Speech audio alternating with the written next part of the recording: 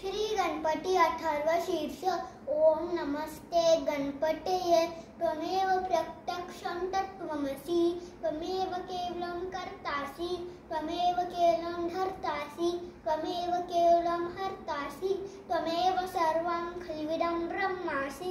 त्वं साक्षात् आत्मासि नित्यं।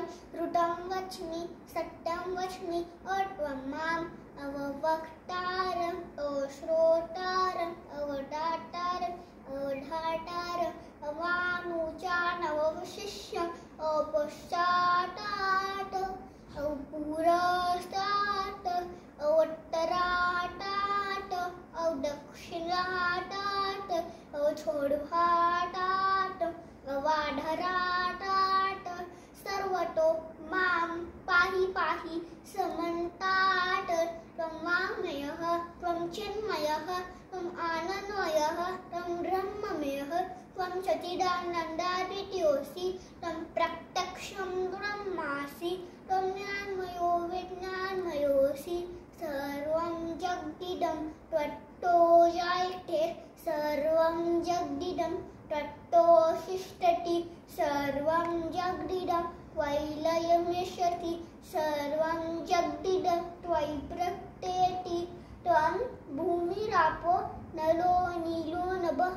त्वं चत्वारि वाक्पदानि। त्वं गुणत्रयातीतः। त्वं अवस्थात्रयातीतः। त्वं देहत्रयातीतः। त्वं कालत्रयातीतः।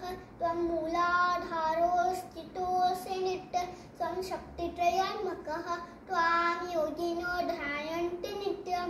त्वं ब्रह्मा त्वं विष्णु त्वं रुद्र त्वं इन्द्र त्वं अग्नि त्वं वायु त्वं सूर्य त्वं चन्द्रमा त्वं ब्रह्म भूर्भुवस्वरो गणादीन् परोश्चार्य वर्णादीन् तदनन्तरम् अनुस्वारः परतरः अर्थेन तुलसितं तारेण रुद्धम् एकतत्त्वमनुस्वरूपं गकार पूर्वरूपम् अकार मध्यमरूपम्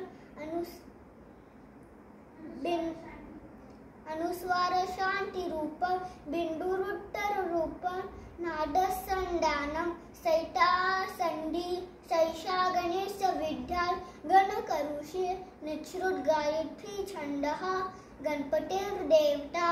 ॐ गं गणपतये नमः।